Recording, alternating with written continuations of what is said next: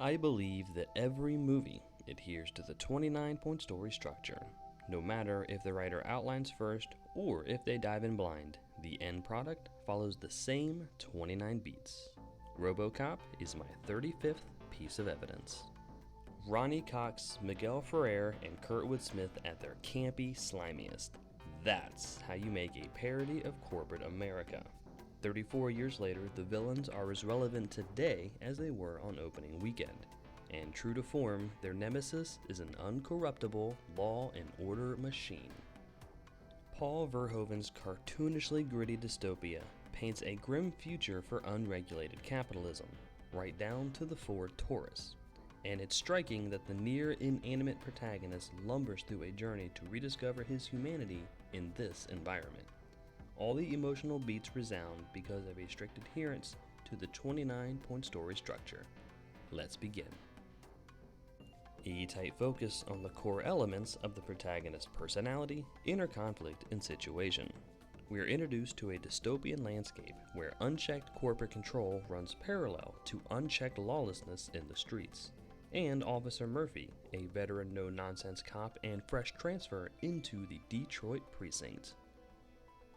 Where, why, and how the protagonist exist in their world, with a focus on why they don't quite fit in.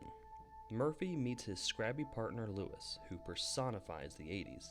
Then we're taken to meet the corporate overlords and their plans for urban pacification and the total replacement of Detroit. A singular event that's never happened before and is destined to lead the characters away from their status quo.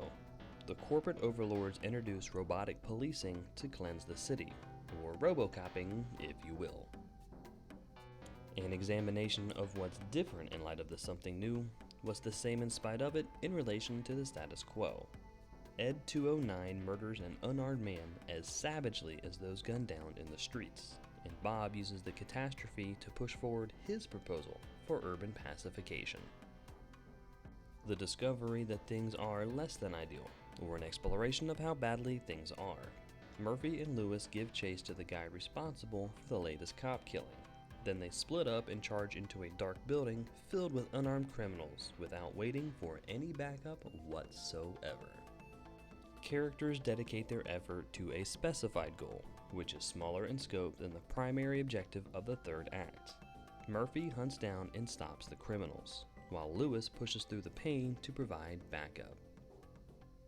A brief checklist of the story elements needed for the second act. Murphy's righteousness versus impossible odds, Clarence's campaign against those who hunt him, and of course, wholesale brutality. The singular event that launches the characters into the wild jungle of the second act, also called an oh shit moment. Clarence executes Murphy and unwittingly provides Bob and the corporate overlords with their volunteer. Oh shit.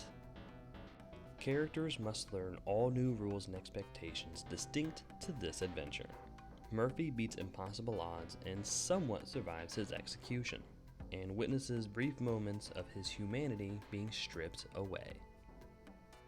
Characters showcase their ability to grow in the areas this adventure requires, typically through external means. Murphy is calibrated to his hardware and passes all system checks. Then Lewis catches the new guy's jawline and gunslinger habits. Characters face legitimate and understandable reasons to deviate from their stated convictions, agendas, or desires. Murphy's robotic policing yields undeniable results, yet it leads to worse destruction and brutality than the crimes he stops, and his lack of humanity leaves him as callous and cold as Ed 209. An escalation of problems that vex the characters. Murphy responds to an active hostage situation orchestrated by an eerie foreshadowing of the 2020 US presidential election. He proves that no obstacle can get in the way of justice, and no human life gets in the way of his mission. Characters evolve internally by utilizing everything they've gathered and learned. The corporate overlords work to rehab Murphy's image, while Bob is reminded of his perilous place within the cutthroat world of dystopian politics. Journey-weary characters reconcile the reality of their ongoing situation with who they were in the first act. Murphy is brought out of standby mode by nightmares that relive his first act execution. Then his first act partner searches for any humanity in the bulking machine before her. A singular event strikes at the protagonist's core conflict. Bob refuses to deactivate and run diagnostics on Murphy in fear of the consequences from the other corporate overlords. And there's no turning back from here. Characters find needed answers for both external and internal conflicts. Murphy records evidence that relates to the nightmare flashback of his execution, and proves himself mostly invincible, not even singeing that distinctive jawline. The clarified objective is realized, in part or in whole, though it's meaningless without the completion of the primary objective. Murphy identifies the suspect he captured, but it confirms that he existed before RoboCop. He recalls actual memories of his family, but they vanish sometime after his execution. An existential conflict that wounds the character's sense of self, worldly identity, or their journey. Murphy tracks down and arrests a known associate of Clarence. Clarence reveals his corporate overlord employer and assassinates the head of Murphy's division, and Murphy catches Clarence in a coke bottling factory, guilty on sight, no need for judge or jury.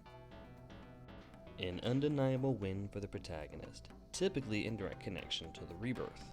Murphy finally guns down a factory full of gun-wielding criminals, and records evidence of the larger conspiracy behind his creation. A grand loss directly connected to the character's newfound inability to quit the journey. Murphy leaves someone alive enough to arrest, and it's the one guy he should have ended. Then his attempted arrest of a corporate overlord reveals a secret directive that tries to shut him down. A thematic freefall, tied directly to the heavy price. Murphy battles Ed 209 and gets his metal ass kicked, then escapes into an armed police blockade who have orders to put down the policing robot.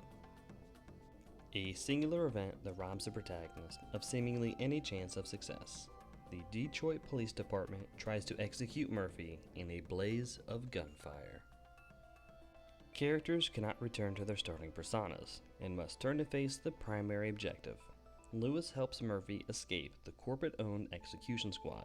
Then the corporate overlords dispatch their civilian task force to deal with the robot cop, before he records the evidence onto a stack of 3.5-inch floppy disks.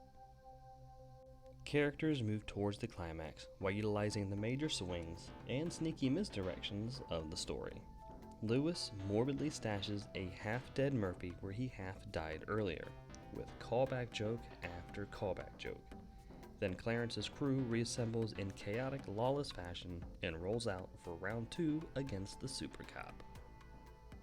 The final confrontation between the protagonist and the antagonistic force. Murphy guns down more criminals, while Lewis chases down Clarence, and whatever this thing is, until Murphy is pinned down by scrap metal. The singular event where the protagonist finally confronts their place in the status quo. Murphy the cop kills Clarence the cop killer, ending the butchery that led Murphy to the precinct in the first place. The direct aftermath of the climax. Lewis confirms she's still alive but not doing so hot, and Murphy begins to unbury himself.